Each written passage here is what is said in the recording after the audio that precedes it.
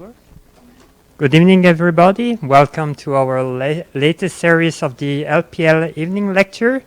Tonight's speaker is Professor Erik Asphaug. So Erik did his undergrad in mathematics and English at Rice University in Houston. Then moved here to Tucson, but first teach for 4 years in high school. Then decided was not enough and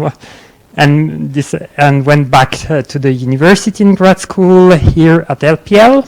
Worked with Jay Melosh and Willie Benz in planetary sciences. Then moved as a postdoc in NASA Ames Research Center, and we worked on tidal disruption of comets, and also participated in the Galileo probe science team, which the probe took the first image ever of an asteroid while being en route to Jupiter's icy moons. Also then spent 2 summers in Southwest Research Institute in Boulder, Colorado, where he worked also on the moon formation. And part of this work will be presented tonight. Then got his first faculty position at University of California, Santa Cruz.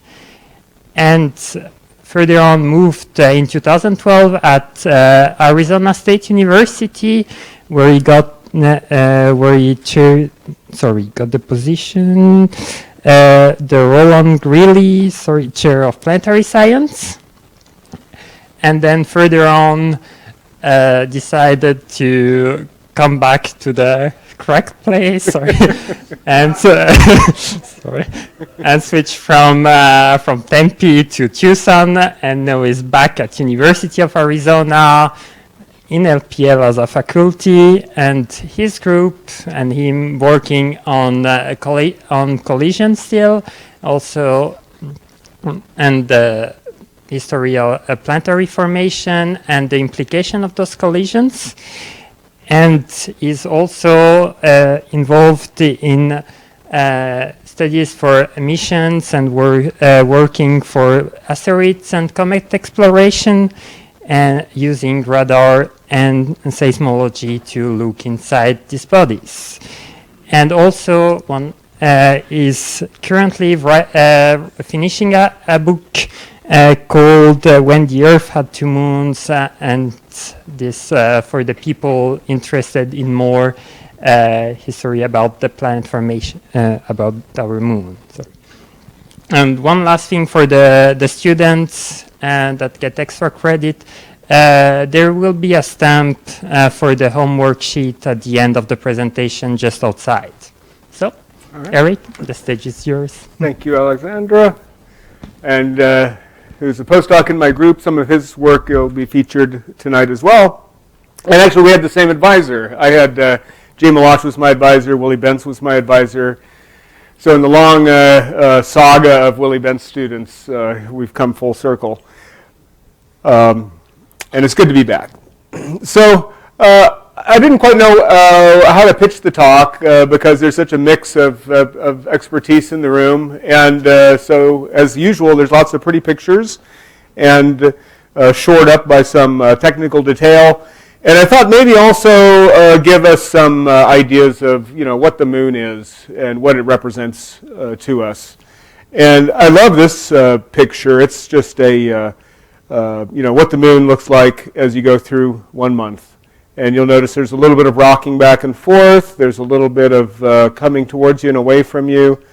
And that's what the moon does. It's in a slightly elliptical orbit. And so when you look at it, it has a slightly different angle towards you. But it never breaks lock on the Earth. We've always been staring at this one side of the moon since time immemorial until the dawn of the space age.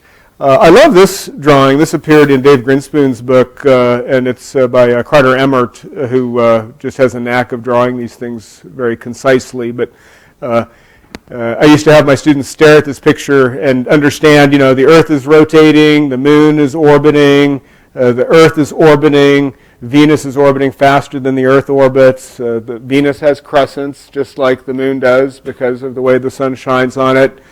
These outer planets, they're always pretty well illuminated by the sun, and you go into night and dark as you rotate around the Earth. And this geometry was known off and on for quite some time. Kind of discovered in 500 BC or so, this knowledge that the moon orbits around the Earth, and that knowledge was forgotten. Here's one of my favorite views. It's from the Discover mission. It's a climate observatory mission that looks at the Earth from the Earth-Moon Lagrange point. And so this is the point in between the sun and the Earth where gravity is balanced. The gravity of the sun equals the gravity of the Earth at this point. And so a spacecraft can kind of hang out there with relatively little use of fuel and get a view of the sunlit part of the Earth at all times. And it just so happened to catch the moon crossing in front of the Earth. You'll notice that that side of the moon that you're seeing there, it looks different, and we'll get to that in a second. Those who are lucky enough to get on airplanes and travel around, or to happen to be where there's a ground track of a total eclipse, get to see something like this. And it's been speculated that the importance of an event like a total solar eclipse. Raise your hand if you've seen a total eclipse, something like that. Yeah, excellent. And it's been said, if you go through the pearly gates and you haven't seen a total eclipse, you'll be sent back because it's like you got to live on the planet Earth and you didn't see a total eclipse of the sun.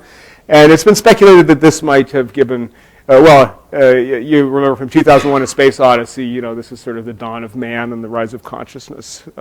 But anyway, I've only seen one total solar eclipse in my life, I'm sad to say, but I have seen one, and it was fantastic.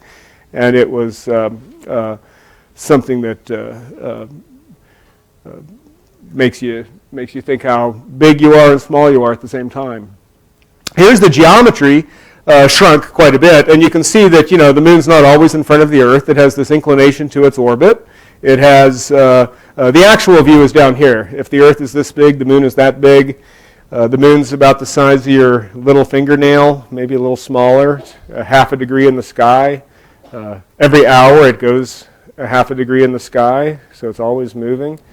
But it's off. It's off the axis of the Earth-Sun plane, and so it's pretty lucky when it just so happens to line up right in front of the sun, and you get a total eclipse. The Earth's tilted. That gives us the seasons. You could have a whole lecture just in this slide. The invention of the telescope around 1600, 1607, 1608. Galileo was probably the best telescope maker of his day, and he pointed it at many objects, but he pointed it at the moon and obtained the first geologic images of the moon. Robert Hooke, decades later, using a much better telescope, started to look at regions in much greater detail, and it's cute to note that you can kind of see what Galileo is looking at. You can see Imbrium and Serenitatis. You can probably see Copernicus. Imbrium is showing up on his picture. I wasn't able to. Anybody know where Robert Hooke's sketch is on the moon? The Apennines, maybe. But anyway, I was trying to match it. And any of you who've looked at the moon with a questionable quality telescope at very high magnification, you can see lots of stuff. The sky causes things to burble around, so it's quite remarkable that these kinds of pictures were made. But that was the beginning of astrogeology, looking at other objects as geologic entities. Then began lunar exploration, and back in the 50s, the space race was in full force. My personal view is that if it hadn't been for the space race, we might have, ended up in global nuclear war. It sort of gave us a kind of like the Olympics. Instead of fighting each other, you go do something more fun and productive. But you're using the same tools. You're using ICBMs. You're using all the kinds of technology you need to destroy each other a million times over, but you're using that same technology to do this. And a combination of Russian and United States missions through the late 50s to the early 60s, continuing into the early 70s with the end of the Apollo missions, explored the moon in great detail. Luna 2 here was the first man-made object to arrive at another planet. It was an impactor, and it sprang open with medallions from the great Soviet Empire, from the USSR. And the Luna Cod returned samples from the moon, small quantities of samples roved around the moon. I love the Russian steampunk kind of mission style. And of course, Apollo 11 landing on the moon. That's Buzz Aldrin having set up the first seismic station on the moon. And Lunar Orbiter 1, this was the first image of Earthrise taken from a spacecraft. Not everybody was a big fan. We've just had a turmoil at the ballot boxes, and just wanted to point out that not everybody agrees on everything, even if it's a good thing. And there was a lot of questions about whether spending tens of billions of dollars at that time was something affordable. And people do the calculation in retrospect. What did the Apollo landing do to our economy? And it probably injected $1 trillion of dollars into the value. It made us worth more. Simple as that. But it's not always an easy question to answer. When is enough? Especially when single missions now are starting to cost in the tens of billions for science missions, and so it's not an easy question to answer. Luna 3 in October 1959 was the first spacecraft to go around the back of the moon, and it was a ballistic trajectory. They just threw it out there with basically a big old rocket, and it had no thrusters of its own. It just looped behind the moon and then beamed the data back. What data did it beam back? It beamed back these images.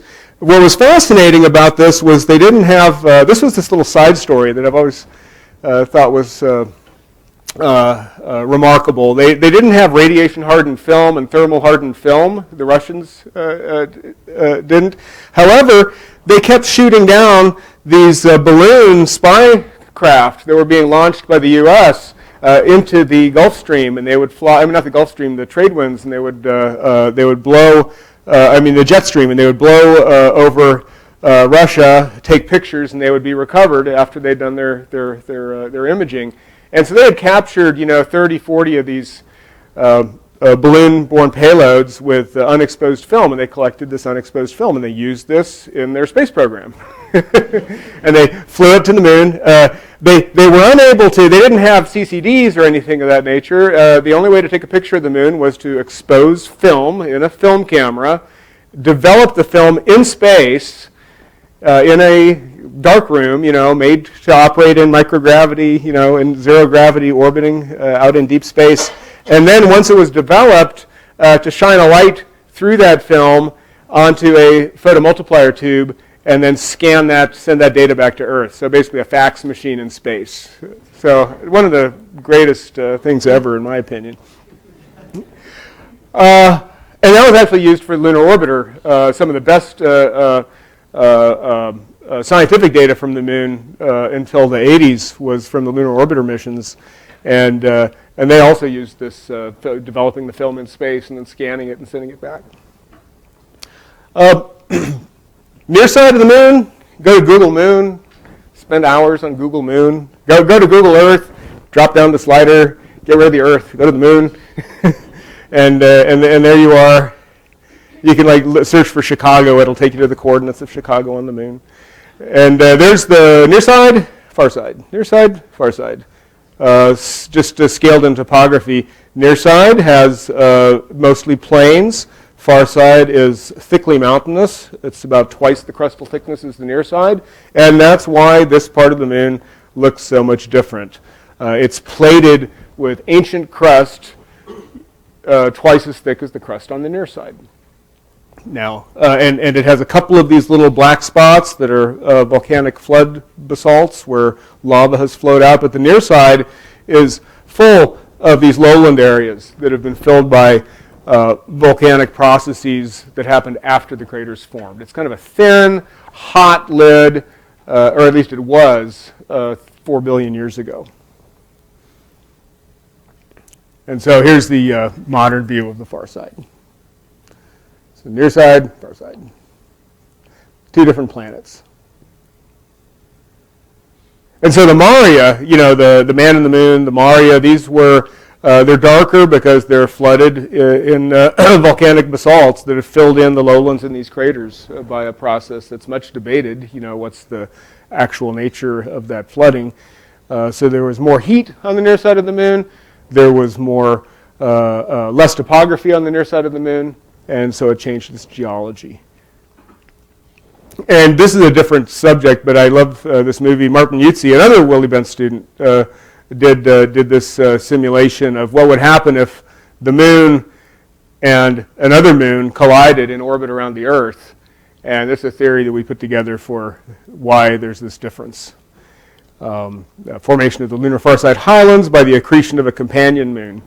And the reason it looks so different from any other kind of impact is because the impact's very slow. They're both co-orbiting the Earth, and so their collisional velocity is constrained to being no more than about 2 kilometers per second, which is about 1/10 the speed of a cosmic kind of a giant impact. So back to the topic at hand, why do we think the moon was formed in a giant impact? Well, if you go back to the original theories how the moon formed, co-accretion does not work very well. It's completely different geologically, compositionally. Isaac Newton actually weighed the moon. He wasn't able to do it very accurately. He got the wrong answer. But he actually weighed Jupiter, he weighed Saturn, he weighed the Earth by his Newton's law, which I don't know if he was calling it Newton's law. You know, he had quite a big ego, but I don't know if he was but he had the law of gravity. And the moon was weighed eventually by the influence of its tidal action on the oceans and also the determination of the Earth-Moon barycenter. The moon goes around the Earth, but they actually go kind of around each other, around a common point.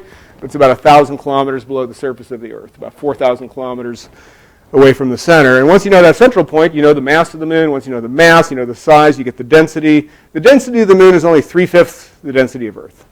So it's made of different stuff. It can't have just accreted out of the same pile as the Earth did.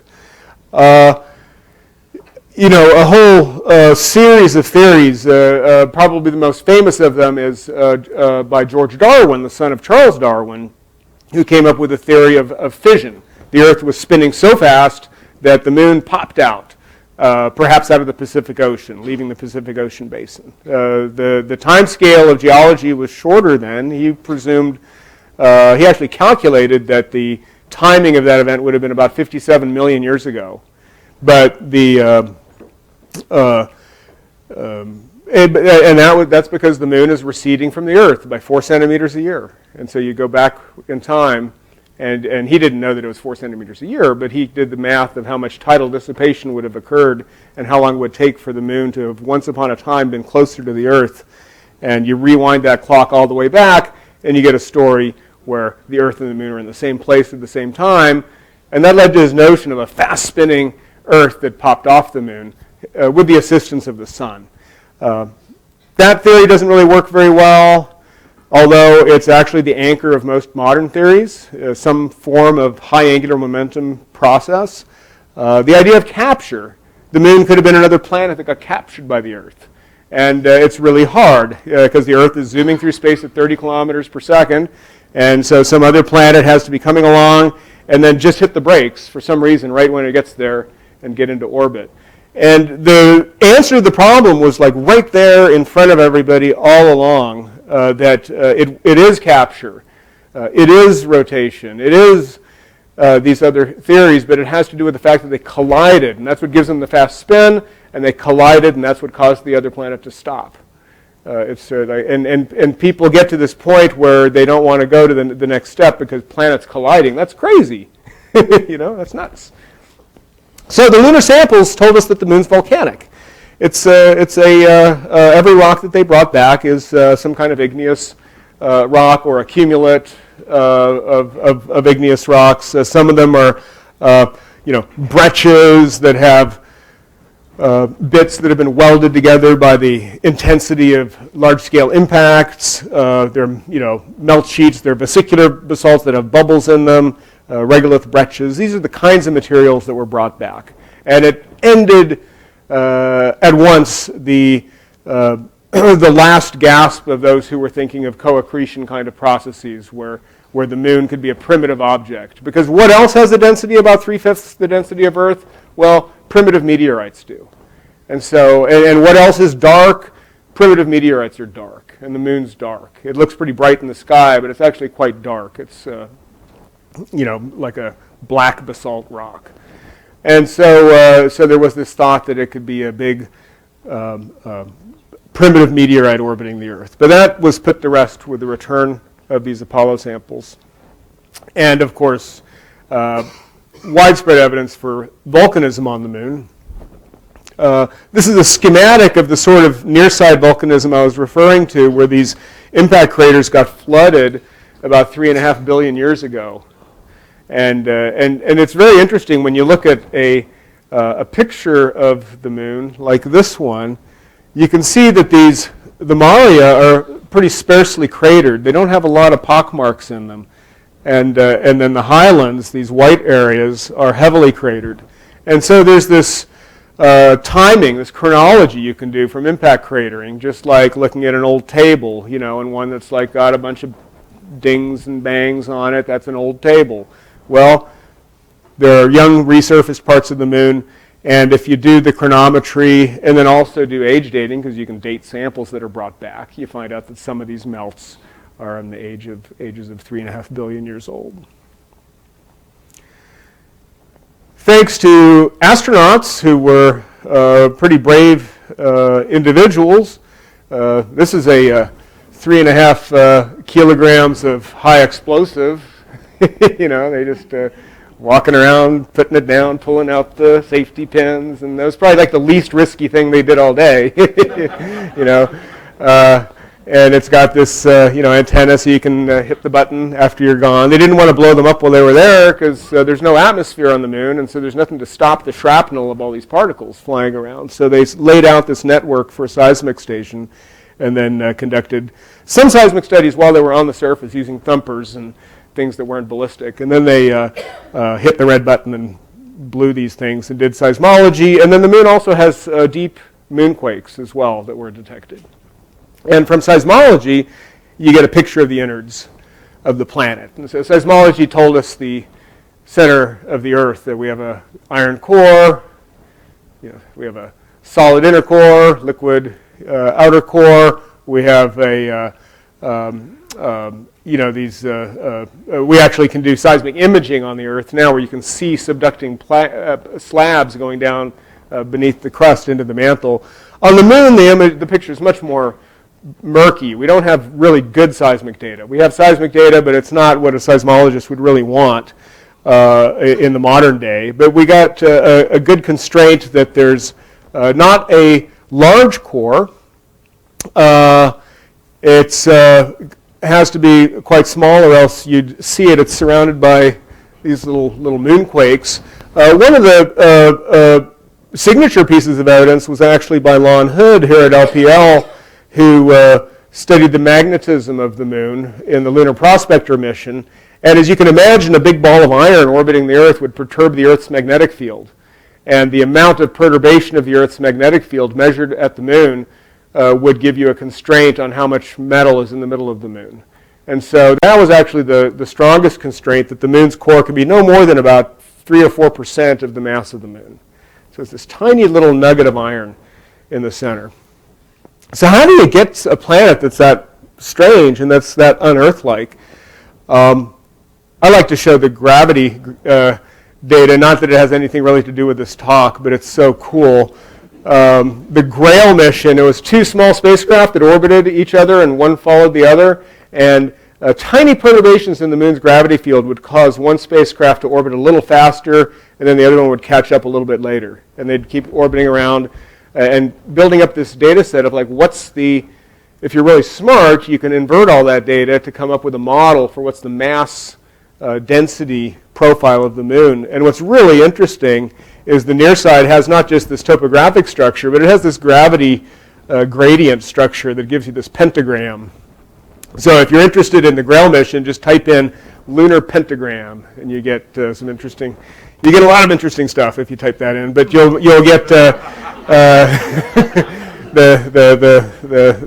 nature, some of the nature of the lunar surface. And this is the near side gravity field, and it just gives you a picture that the moon has this lower density crust, gets impacted. Sometimes the impacts just sort of thin out the surface and leave a gravity hollow, and sometimes the impacts are big enough that a big plug of the denser mantle rises up to fill the hole, and now you have a gravity high, and these are called the mascons.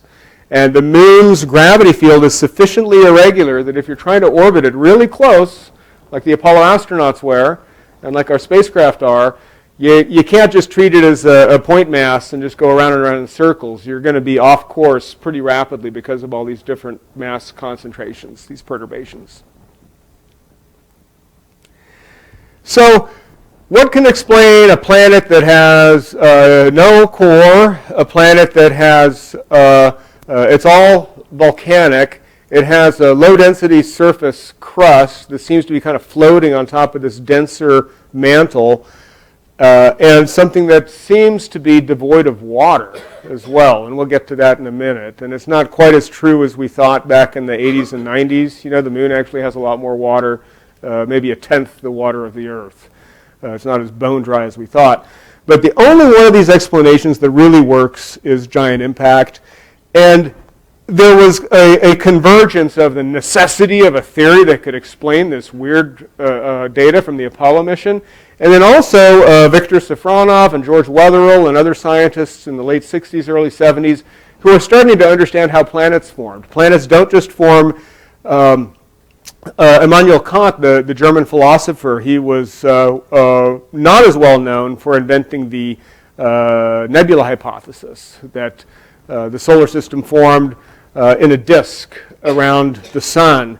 As the gas gathered together and fell into one space, the sun lit up, and now anything that's converging starts to spin faster and faster. The familiar, the ice skater holding their legs and arms together to build up a spin speed.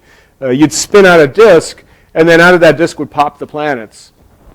That theory didn't work. You needed some intermediate step, and Safronov, Wetherill, Hartmann, Davis, others started to come up with the idea that the Earth wasn't born as it is, but there were hierarchies of planets, and planets consumed planets. Planets accreted planets, grew into bigger planets, and the Earth is the amalgam of maybe 10 large planets, like Mars-sized planets.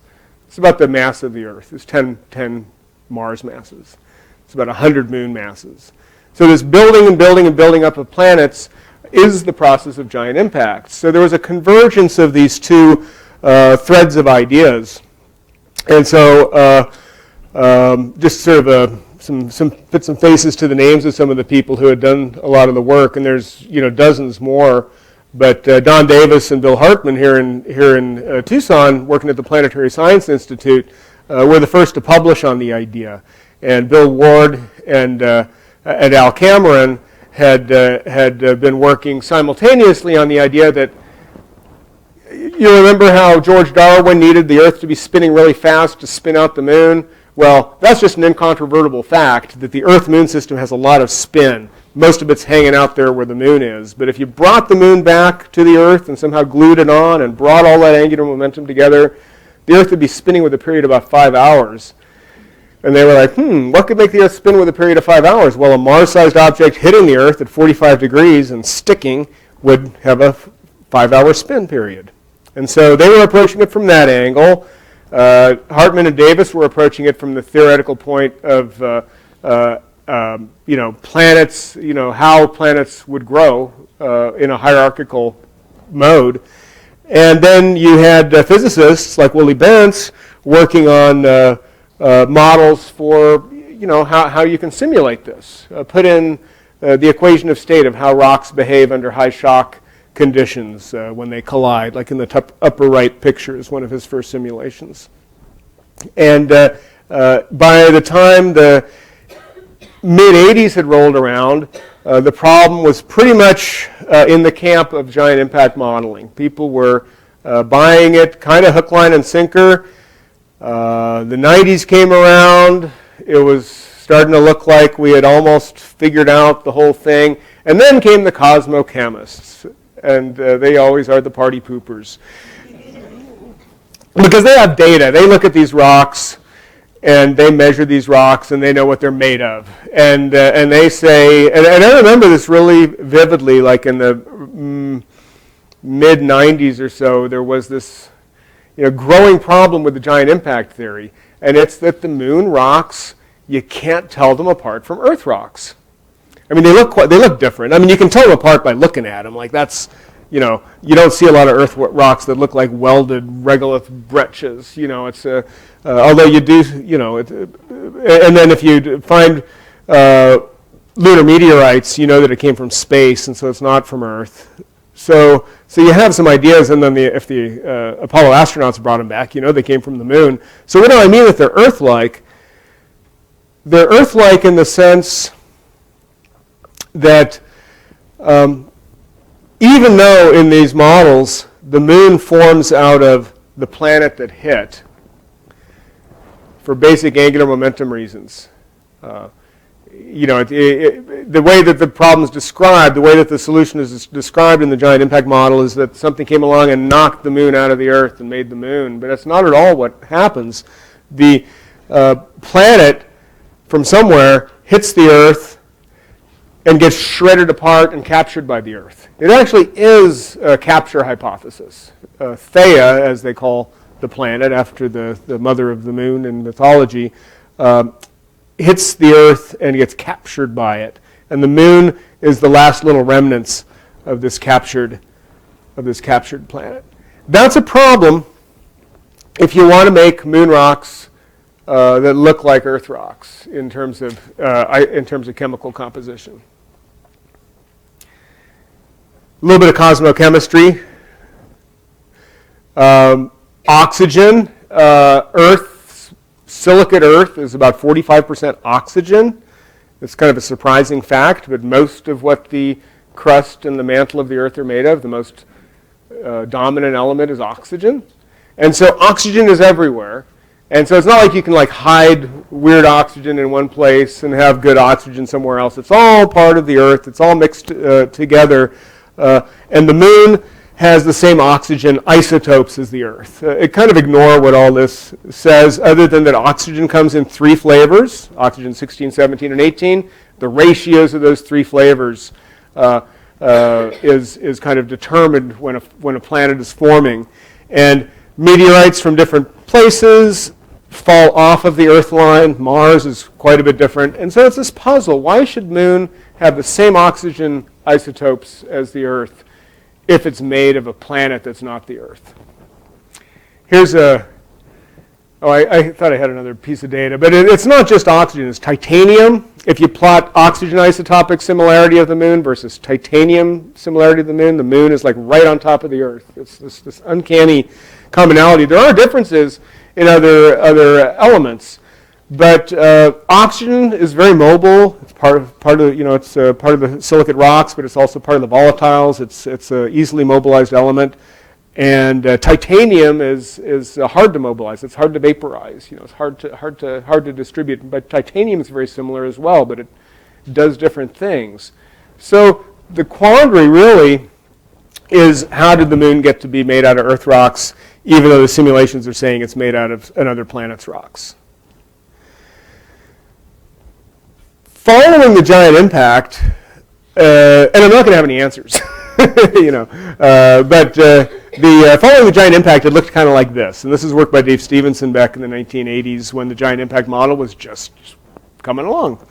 And he had bought the giant impact model. He thought it was a grand idea to explore, but he recognized that it's not just you hit the Earth and make the moon. You hit the Earth and you make a sheet of magma.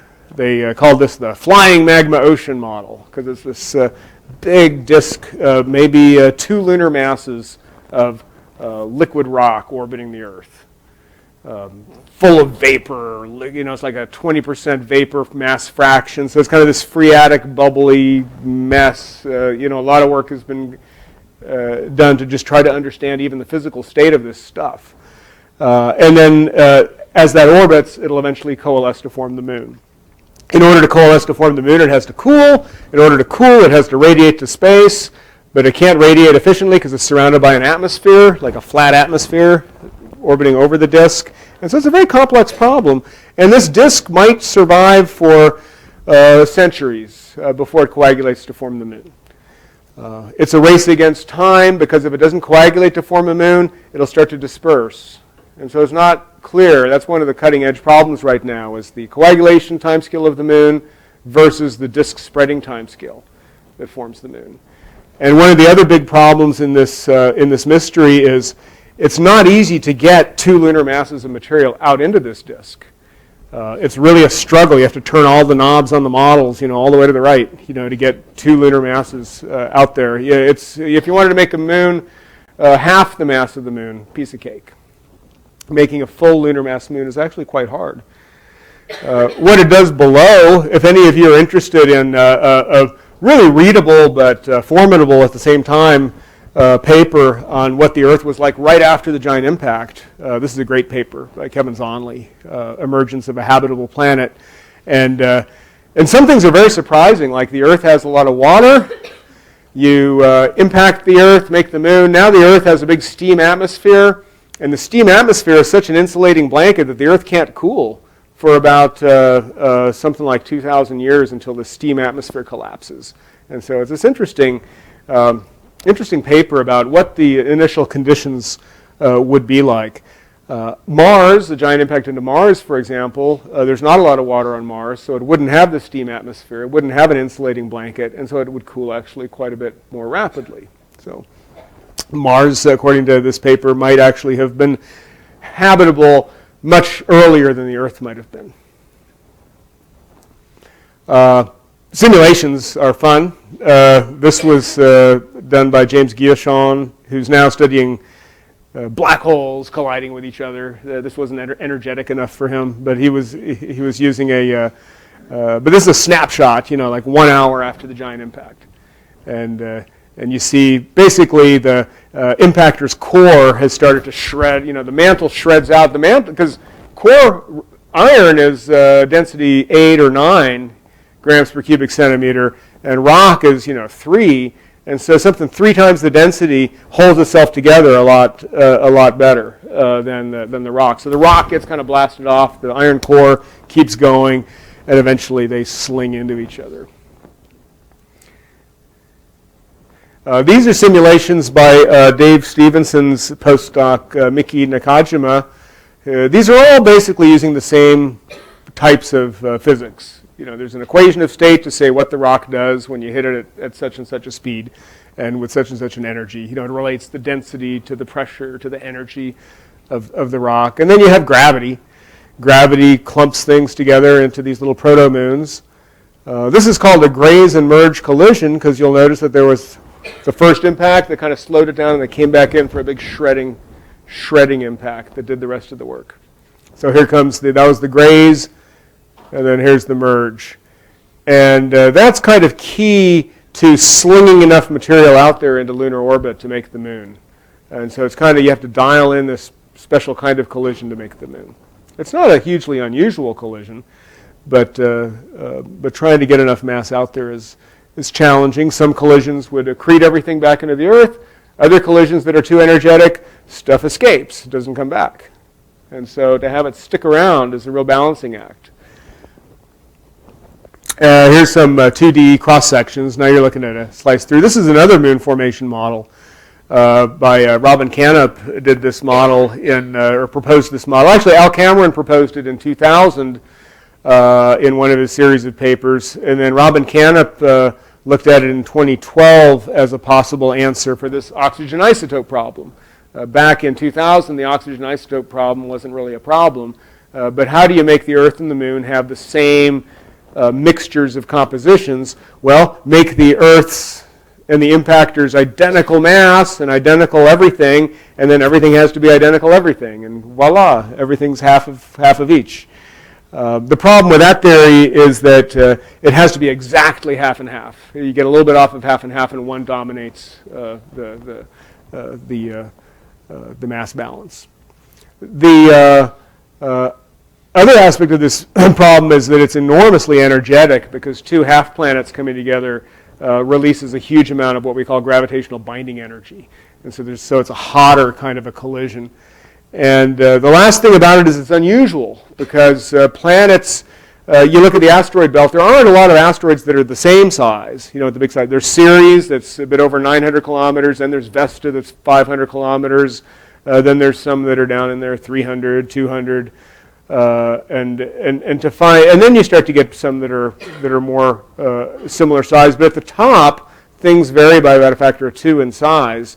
And Hartmann and Davis actually thought that would be the case for planets forming as well. There should be this hierarchy of sizes. There should be one dominant object, and having two equally dominant objects is very unlikely dynamically.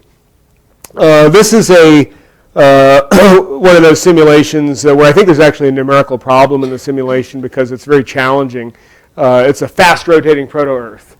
And so if you want to get enough material to make the Moon, that's actually a really hard thing to do, and one way you can cheat is to kind of have the Darwin answer already, have the Earth spinning really fast, but instead of just popping the Moon out of the Pacific, you give it a little extra kick with an impactor, and then out comes the Moon. And that's what you're looking at there. It's a impact-induced fission is what they call it. The challenge here is that in science you always have to kind of question how did you get to your assumption? The assumption of a fast-spinning Earth, the Earth in this case is spinning with a period of around 3 hours. So 10 times faster than it is today. And you have to ask, well, how did it get to be spinning that fast? Well, giant impacts. Well, how did the giant impacts make it spin that fast? You actually can't do it. It's really hard, because imagine you're making a clay sculpture on a potter's wheel, and you realize you want to add some more clay to it. Well, that's easy to do when it's just still, but once it's spinning and you try to add clay to it, it's just going to spin off. And that's kind of the analogy for this problem of getting the Earth to be spinning with a period faster than about 3 hours. You'd always have to be hitting it in the same direction with one giant impact after the other, making it spin really fast, and then one of them sort of is the one that makes the Moon. So that problem is, I think it's one of those hypotheses that's incomplete. It's intriguing because the Earth did have some spin, but it's incomplete because you haven't explained your initial condition.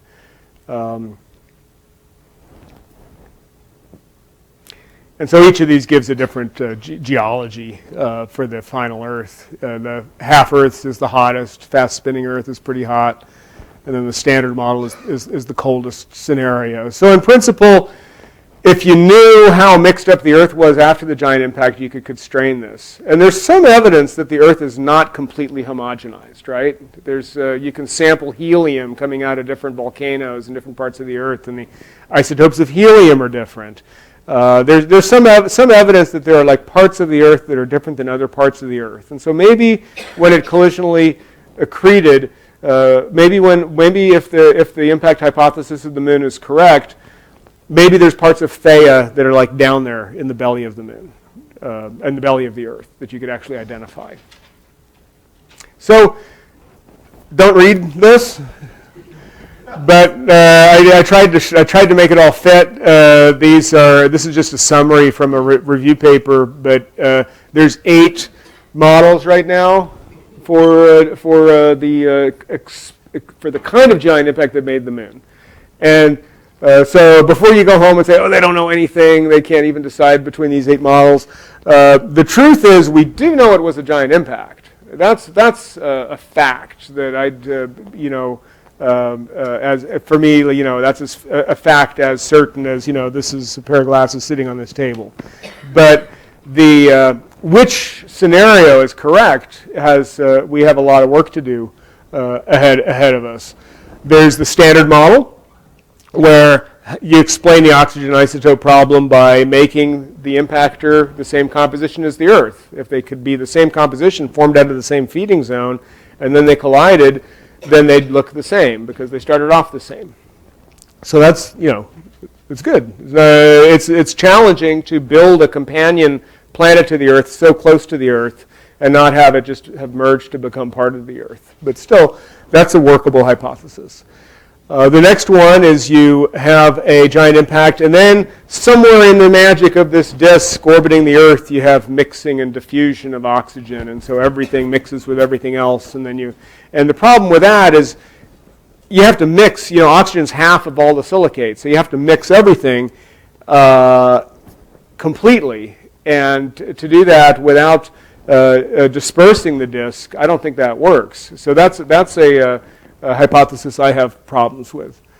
The standard model followed by accreting layers of Earth-equilibrated internal disk material. So what that means is you make the moon in a giant impact, and then later impacts on the Earth veneer the moon with Earth stuff. So that's a testable hypothesis. It means that the moon is hiding under about 300 kilometers or so of later Earth stuff that got plated onto the moon. Lunar geologists hate it, because they're like, you crazy astronomers. But the astronomers love it because it's what their computers tell them that happened. Then hit-and-run collision with Theia escaping. This is actually pretty interesting because a lot of collisions are actually not accretionary, and I'll get into these in a little bit. Energetic impact by a high-velocity icy plutoid. Well, that's interesting because if the thing was made of ice, there wouldn't be this problem because all the ice would go away and there'd be no silicates contributed by the impactor. And the problem there is it's a very, very low probability event. It's extraordinarily low for something from the outer solar system to come in and collide with the Earth without first colliding with Neptune, Saturn, Jupiter, Uranus, all these other things that are in the way. So to kind of bypass all those and go boom and hit the Earth is really unlikely. Merger of semi-Earths we just looked at. Spinning oblate proto-Earth close to the fission point we already looked at. And then a series of giant impacts. This is sort of the latest contender. This model, it's like I was talking about how to spin up the Earth. In this one, you make a little moon, and then you add a bit more, and the next impact makes the moon a bit bigger with sort of contributing some tiny moons that grow. The problem is they all have to be in the same orientation. So it looks really great on a sheet of paper when you draw, then in comes the next impactor. But the truth is impactors come from 360 degrees all around, and it's very hard to make that model work, in my opinion. Others, maybe one of you will come up with the actual answer. So the big general problem is, why are all these planets so diverse? Venus, Earth, they're kind of similar. We have no clue what's inside of Venus, other than we do know it has we know from gravity modeling that it has a core. The moon has no core. Mars and Mercury are completely opposite.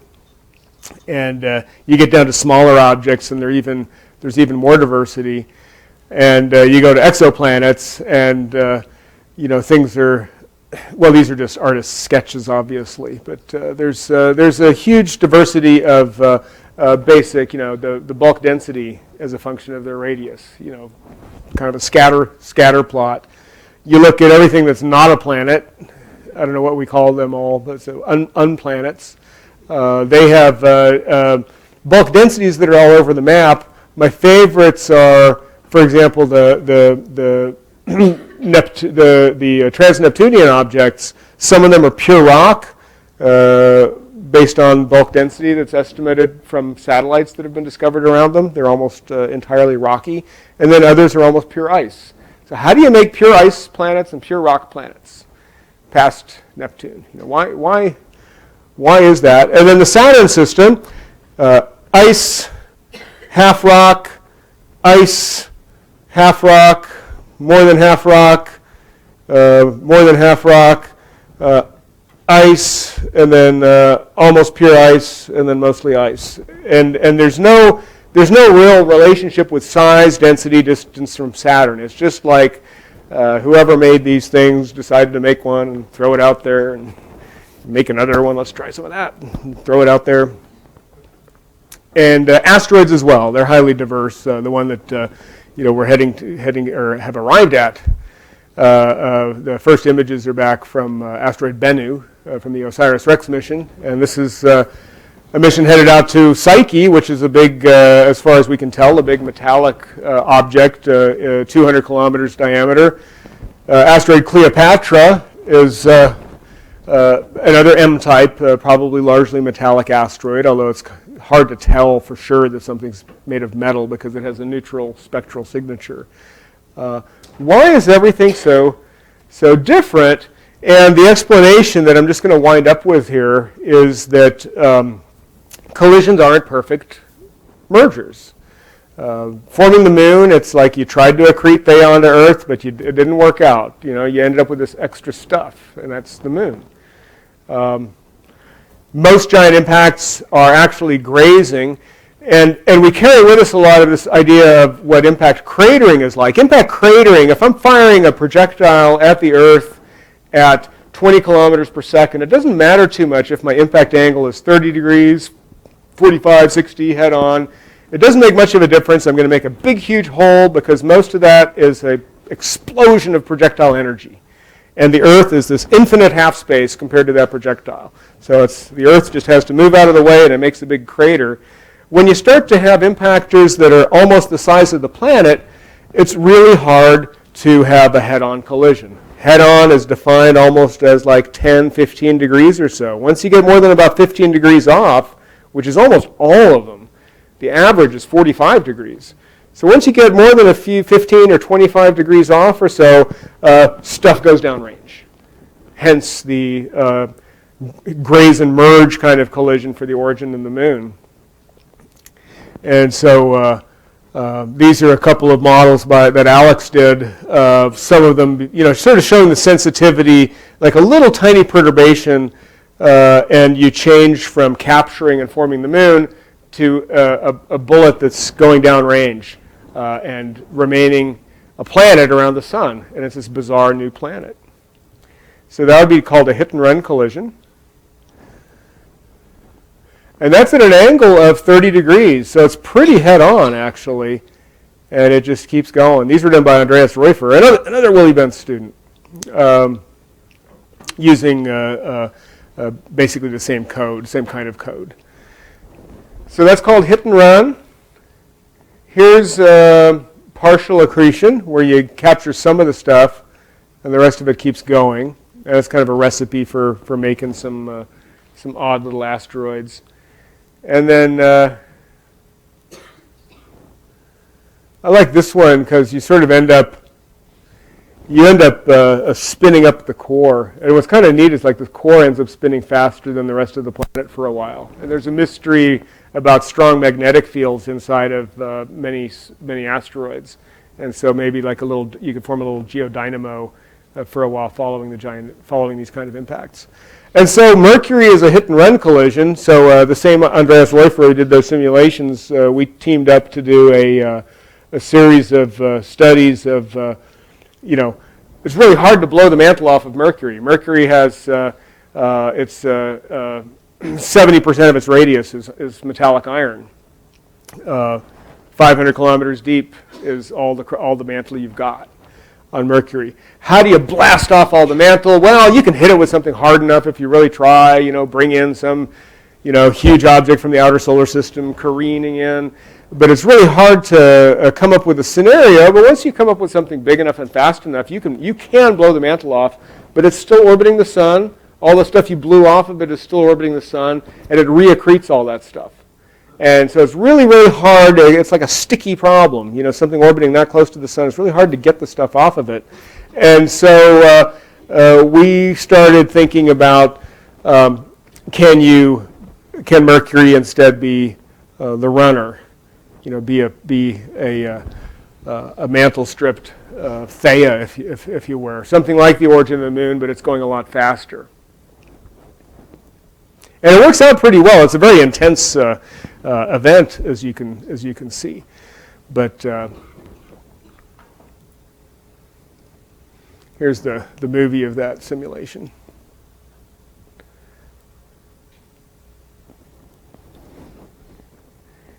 And there's a problem with that hypothesis, but I won't get into. Oh, here, these are just more movies.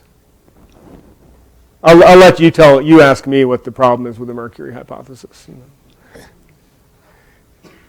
And so there's this quote by fans of Anna Karenina. The opening lines of Anna Karenina is all happy families are alike. Every unhappy family is unique in how it is unhappy. And so accreted planets are all alike. Venus and Earth, they're all kind of the same. They don't really care how they accreted the stuff because they gobbled up pretty much everything. There was, the Earth and Venus together is 93% of the terrestrial planet forming zone. And Mercury, Mars are these unhappy planets that never got to be part of Venus, never got to be part of the Earth. And so they're unique in how they were unaccreted. It's kind of a long digression to really go into this in a lot of detail, so I won't. But when you think of planet formation, you think of the planets that are out there, especially the smaller ones like Mercury, Venus, Mercury, Mars, the Moon, the asteroids. They're tiny fraction of the planet-forming matter. Most of it's in the Sun, obviously, and then most of the rest of it is inside of Jupiter and Saturn and Neptune and Uranus. And then in the terrestrial region, most of it's inside of Earth and Venus. To not have been gobbled up by these bigger planets is really a lucky situation. And the analogy is like this army going off to war. This is a graph. This is one of the famous graphs that they teach in how to plot your data so people know what's going on classes. This is one of the most famous graphs in all history because it shows the geography of Napoleon's army marching on Moscow and returning, and it shows the size of the army is the width of the line. And you probably had a lot of deserters. You certainly had a lot of death. And the ones that came back, you can't say that they were like ordinary people. They either had extraordinary skills or they were extraordinarily lucky, all of them. And the same thing goes for the planets that are still out there. So where's Mercury's mantle? Mercury's flying away. It turns out that it's going to probably hit Venus once again because they're both orbiting, or if that was Venus that it hit. Mercury is still orbiting the Sun. Venus is still orbiting the Sun. They're both kind of on common orbits. The chances are pretty strong that they're going to find each other again. This is work that Alex is actually working on right now. Probably has his laptop open. But what is the fate of this runner? Does it come back and collide with Venus again? Well, most of the time it does, but often it does not. And but all the little bits and pieces, most often they re-impact Venus. Sometimes they don't. So statistically, Venus should have most of the mantle of Mercury. And that would explain why you don't have reaccretion of Mercury's mantle to worry about. So conclusion about the giant impact, I'd say yes, it formed in a giant impact.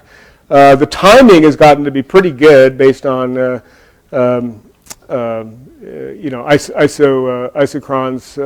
radioisochrons, about 60 to 90 million years after the solar system formed.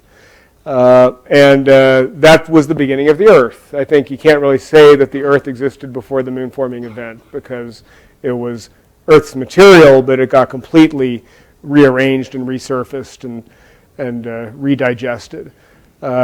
Giant impact's the only way to produce a silicate planet with no iron core. It's cosmochemically, people have toyed with the ideas, that can you sort of have zones of the solar system that process things differently than others. But that's not working. Giant impacts are an intrinsic part of the planet formation process, and there's about 6, 7, or 8 viable theories. I think the next scientific landmark, if you wait a few decades, things are happening so fast in exoplanet observations that I don't think it's going to be more than 10 years. Maybe, I don't know, like is JWST going to be able to detect moon-like moons around Earth-like Earths? The James Webb Space Telescope? You know, it's tantalizingly close, and they always exceed expectations pretty much when you find out that that there's now 3,000 confirmed exoplanets, and of those, and so our own latest work, we're actually looking at this hit and run return for the origin of the moon. When I mentioned that idea of Mercury, because when you form the moon, you could form it in the standard model, but most of the time, you actually end up with hit and run collisions. They're actually more than half of all giant impacts are actually hit and run collisions. And so if you have a two-step collision forming the moon, you can solve a lot of these problems, and that's stuff that we're currently working on in my lab. So this plot here is just to end on a very scientific note. This was the impact velocity. This is the velocity that the runner escaped at. Like if this was the Mercury forming event, this would be the velocity that the runner is leaving at. It's slower than the impact because it lost some steam in the collision. And these are as time goes by, 100 years, 1,000 years, 10,000 years, the velocity, when it does re-impact the Earth again, it re-impacts at different speeds that are kind of randomized. But this yellow implies, more of them are kind of in here. So it kind of slows down, and the next impact is going to be slower than the first one. And so eventually you can think of it like a bounce, and then it comes back, and the next one's a merger. So that's kind of where we're heading with our latest throwing of our hat into the ring. So anyway, thanks for your patience. I went a little over. Any questions?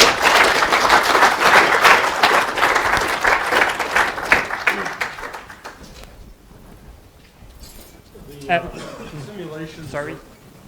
Oh. The simulations are centered on a stationary Earth, but it's hard to imagine impacts of this magnitude still leaving Earth and Venus in pretty close to circular orbits and pretty close to a single plane of the ecliptic. Wouldn't they be just Halley's Comet sort of orbits left over?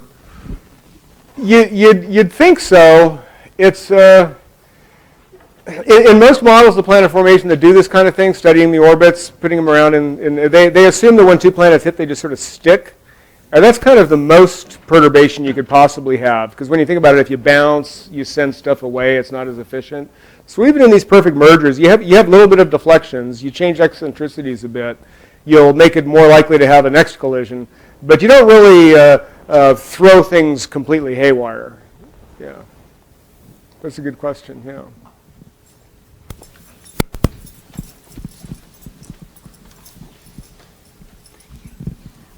Earlier, you said that the moon is migrating away from the Earth, a centimeter or so a year. Is it possible that it could collide with, say, Venus sometime in the far future? And what would that be like? The migration slows down as it goes farther, because what's causing it to migrate is actually the tides it's raising on the Earth. And the farther away it gets, the less tides it's raising. And so it's kind of slowing down as it's going away. And so it's going 4 centimeters a year now. And as the years go by, it'll be 1 centimeter a year, millimeters a year. It's predicted that it'll stop migrating at all. Well, actually, the timing, I think, is that the sun will actually explode before you get to anything like that.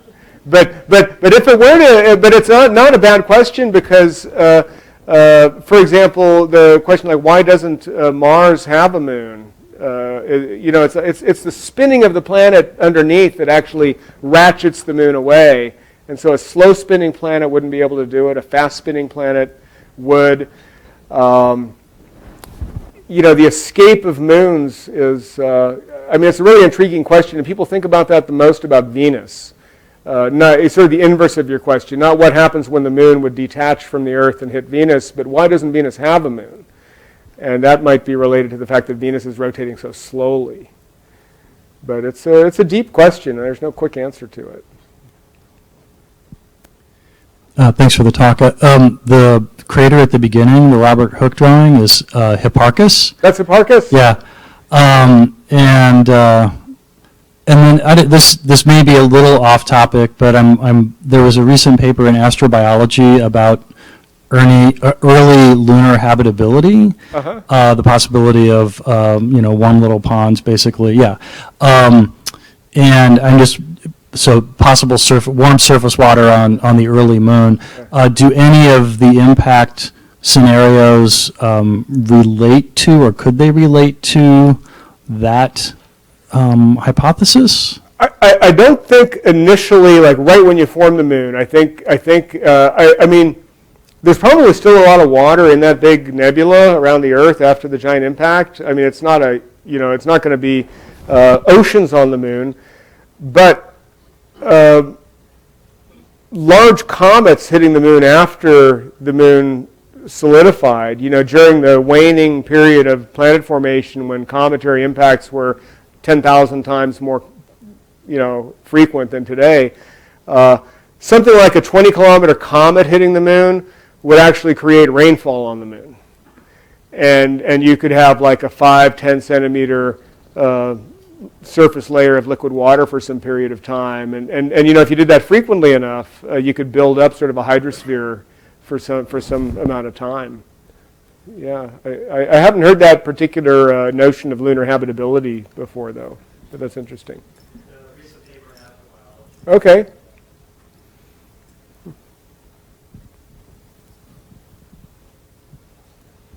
Here. Couple slides ahead, you had the pentagram, the mass concentrations. Oh yeah. If you ran that sort of test on Earth, what would it look like? Do we have the same sort of mass cons? Oh yeah, we don't, because we're so mixed up with plate tectonics that we do have things that are gravity highs, gravity lows, weird things like that. Our average resurfacing time scale is like 100 million years. Like when they were looking for the Chicxulub crater that extinguished the dinosaurs, there was about a 50-50 chance that they'd never find it, because it was 65 million years ago. It would have been subducted in a plate. And so the Earth has a lot of mixed up gravity signatures due to tectonics. But there are, a couple of holes in the Earth, Chicxulub being one of them, that has a gravity signature, Bradford in South Africa. So there are a couple of these, plugs that they do have mass cons. But the craters of this diameter on the Earth are there's only like 3 that are bigger than 100 kilometers.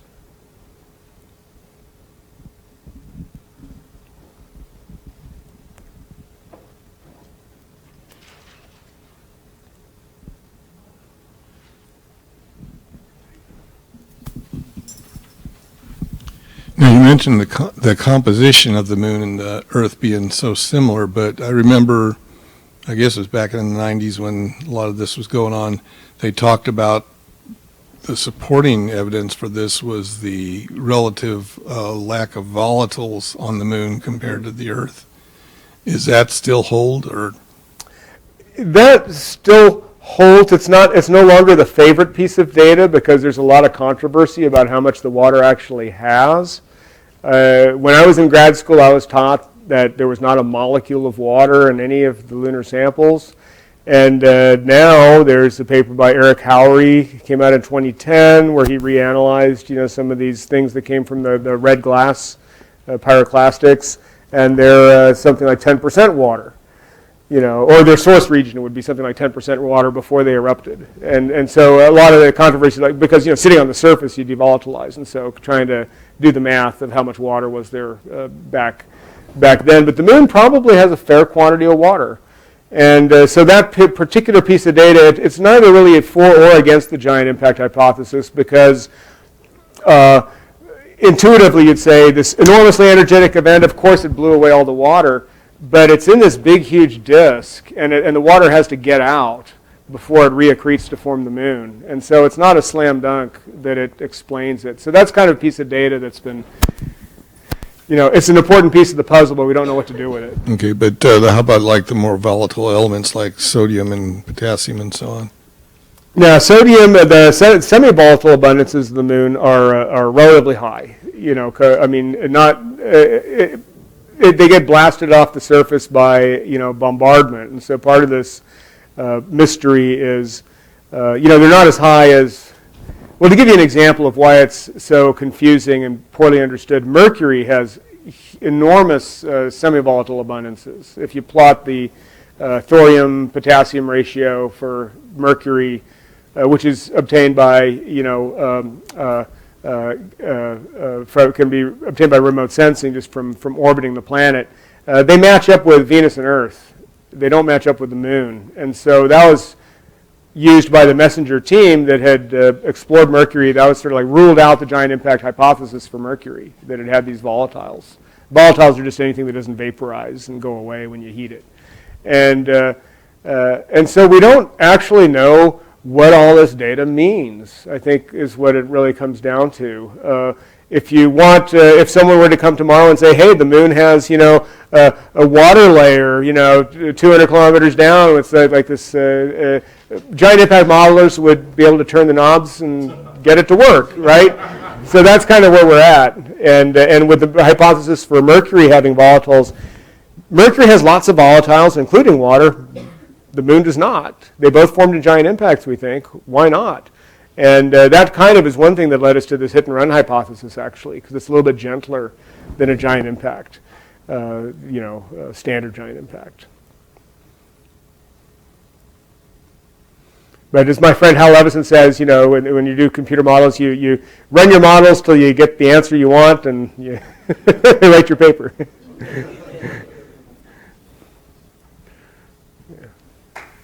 All right, thanks.